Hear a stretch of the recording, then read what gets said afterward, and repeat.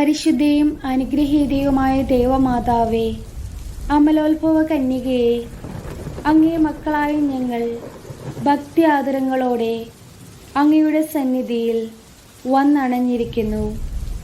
കരുണ നിറഞ്ഞ അങ്ങേ കണ്ണുകൾ ഞങ്ങളുടെ നേരെ തിരിക്കണമേ.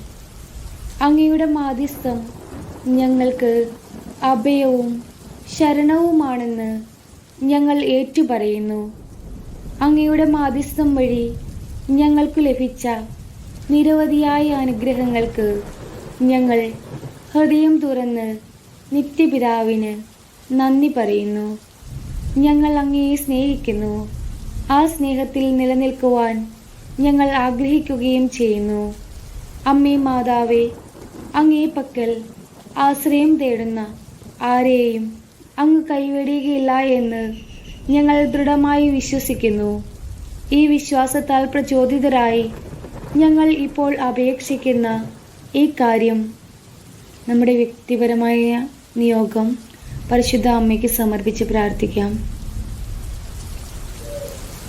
അങ്ങയുടെ ശക്തിയേറിയ മാധ്യസ്ഥ ശക്തിയാൽ നേടിത്തരയണമേ.